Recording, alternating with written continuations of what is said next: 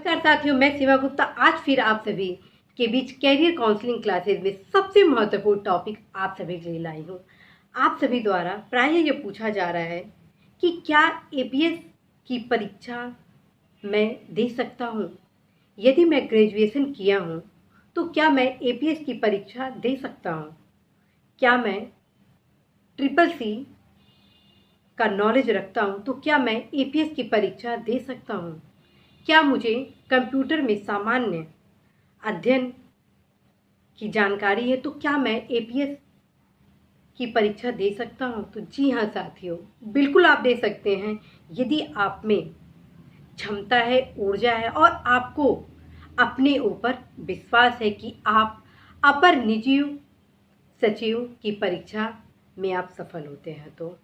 क्योंकि कहा जाता है कि जहाँ चाह है वहाँ विकास है और जहाँ चाह होता है वहीं पर प्राप्ति का मार्ग हम सभी को मिलता है। जब तक आप किसी भी लक्ष्य की प्राप्ति के लिए कदम नहीं बढ़ाएंगे तब तक आप कैसे अपने लक्ष्यों की प्राप्ति करेंगे? जी हाँ साथियों, जब तक आप लक्ष्य नहीं बढ़ाएंगे तब तक आप कैसे अपने लक्ष्य की प्राप्ति करेंगे? तो साथियों, आज के इस कैरियर काउंसलिंग क्लास में मैं आप सभी को कुछ सामान्य जानकारी इस क्लास में देने वाली हूँ। आप सभी किस प्रकार सामान्य योग्यता के माध्यम से अपर निजी सचिव परीक्षा को बहुत ही आसानी से पास कर सकते हैं। तो सबसे पहले बताना है कि इस परीक्षा में शामिल होने के लिए आप सभी को स्नातक होना अनिवार्य है। जी हाँ साथियों, इस परीक्षा में शामिल होने के लिए आप सभी के लिए स्नातक होना अनिवार्य है। और स्नातक के संबंध में कई लोगों द्वारा पूछा गया कि क्या मैं 3rd डिवीजन से स्नातक पास हूँ तो क्या मैं अपर निजी सचिव की परीक्षा में शामिल हो सकता हूँ?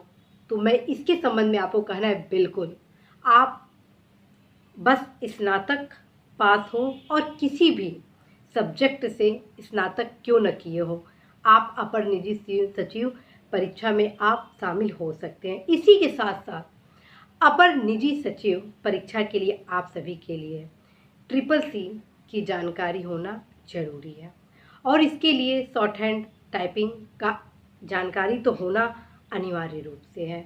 और इसके साथ साथ आप सभी को इस परीक्षा में सम्मिलित होने के लिए कंप्यूटर का सामान्य अध्ययन होना भी बहुत ज़रूरी है, क्योंकि एक पेपर कंप्यूटर के प्रैक्टिकल से संबंधित होता है जिसमें कंप्यूटर से संबंधित सामान्य जानकारियाँ पूछी जाती हैं।